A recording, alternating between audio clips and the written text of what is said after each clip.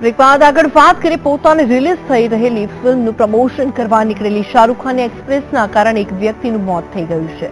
મુંબઈથી દિલ્હી ટ્રેનમાં પ્રમોશન કરવા નીકળેલા શાહરૂખ ખાનની ટ્રેન વડોદરા સ્ટેશન પર ઊભી રહી અને તેને જોવા આવેલી ભીડે લઈ લીધો એક વ્યક્તિનો ભોગ.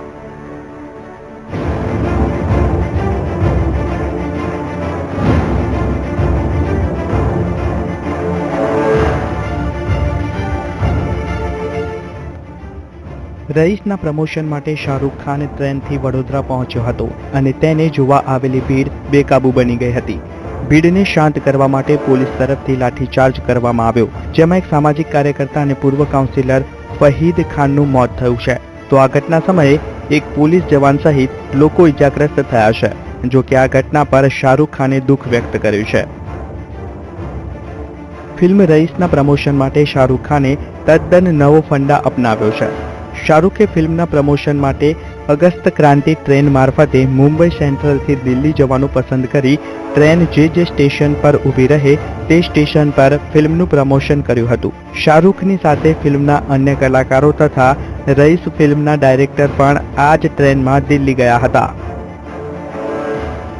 વડોદરા રેલવે સ્ટેશન પર શાહરૂખને જોવા માટે ભારે ભીડ ઉમટી પડી હતી, જેને પગલે લોકોમાં ધક્કામુક્કી પણ થઈ હતી. આ ધક્કામુક્કીમાં વડોદરાના પૂર્વ કાઉન્સિલર અને સામાજિક કાર્યકર્તા ફરીદ ખાનનું મોત થયું હતું. ભીડમાં ગભરામણથી તેમને હાર્ટ એટેક આવ્યો હતો, જેથી તેને તાત્કાલિક હોસ્પિટલ લઈ જવાયો હતો. હોસ્પિટલમાં સારવાર દરમિયાન તેનું મોત નીપજ્યું હતું. ફરીદ ખાન શાહરૂખની એક ઝલક જોવા આવ્યો હતો. વડોદરા રેલવે સ્ટેશનથી નીકળ્યા બાદ શાહરૂખ ખાનને તેના ફેનના મોતના સમાચાર મળ્યા હોય તેવું લાગ્યું ન હતું. પોતાના ચાહકના મોતથી શાહરૂખ અજાણ હોવાનું જણાઈ આવ્યું હતું, કારણ કે વડોદરા સ્ટેશનથી નીકળ્યા બાદ તેને ટ્વીટ કરી આભાર માન્યો હતો. વડોદરા આવેલા શાહરૂખ ખાનને મળવા ક્રિકેટર બંધુ ઇરફાન પઠાણ અને યુસુફ પઠાણ આવી પહોંચ્યા હતા. બંને શાહરૂખને મળવા ટ્રેનના અંદર પહોંચ્યા હતા. શાહરૂખની દીવાનગીના કારણે અને શાહરૂખના આ પ્રકારના પ્રમોશનના કારણે એક વ્યક્તિએ પોતાનો જીવ ગુમાવ્યો છે. ત્યારે આ ઘટના પાછળ કોણ જવાબદાર છે તે એક સવાલ છે. Bureau report, VTV news. શાહરૂખની ફિલ્મ રઈસના પ્રમોશન વડોદરામાં એક વ્યક્તિનો ભોગ લેવાઈ ગયો છે. વડોદરા સ્ટેશન પર શાહરૂખને જોવા ઉમટેલી ભીડ અન્ય પ્રવાસીઓને તેના સગા સંબંધીઓ માટે મુશ્કેલી બનીને આવી હતી અને આવી જ રીતે પોતાના સંબંધીઓને મળવા પહોંચેલા ફરીદભાઈનું ભીડ અને પોલીસની બેદરકારીના કારણે મોત નીપજ્યું છે. તેના પરિવારજને પોલીસ પર આરોપ લગાવ્યો છે કે પોલીસે ધ્યાન આપ્યું હોત તો આ દુર્ઘટના બની ન હોત. આ સાથે જ શાહરૂખ ખાન પર પ્રહાર કરવામાં આવ્યા.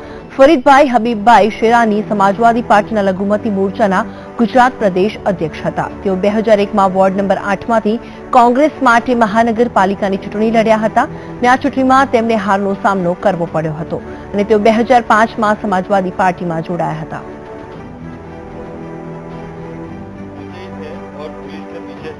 आपने लाठीचार्ज किया, दोनों साइड से लाठीचार्ज किया पब्लिक के ऊपर, और पब्लिक दोनों साइड से दौड़ने पे लगी और उस दरमियान में दोनों साइड से ऐसे दौड़ी ने पब्लिक, उसके अंदर ये सैंडविच की तरह हो गए और नीचे गिर गए वो, और उसके ऊपर से फिर पब्लिक दौड़ के गई है और पुलिस को बोला तो पुलिस ने ध्यान नहीं दिया. पुलिस ऊपर से हम लोग को हटा रही थी. पुलिस ने अगर सपोर्ट किया होता, उसी टाइम ध्यान दिया होता हमारी बात पे और वो इंसान को देखा होता तो उठा लिया होता तो ये हादसा नहीं होता. शाहरुख खान को देखने क्यों जाएंगे, वो भी आम इंसान की तरह ही है ना. 5-5 रुपए में नाचता है वो, ऐसे नचोड़े के आगे कौन देखने ऐसे उसमें जाएगा वो.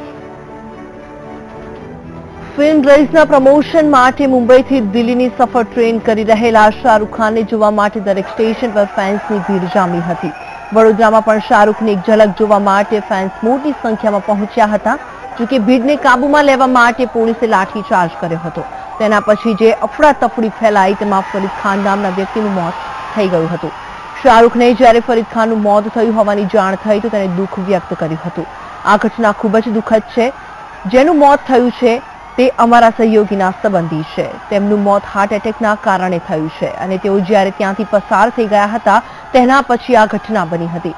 શાહરૂખે દુઃખ વ્યક્ત કરવાની સાથે જ તેમના પરિવારને મદદ કરવાનું કહ્યું છે.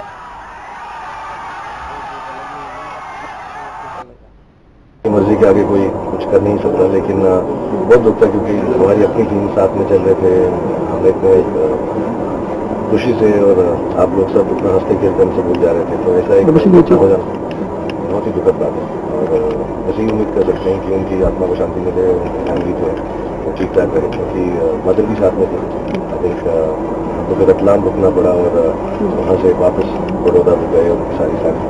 तो अभी जो मुझे खबर है यही है कि बरेल होने वाला या हो चुका होगा थोड़ी देर पहले, और फिर उनके वापस जाकर मुंबई से मिलेंगे।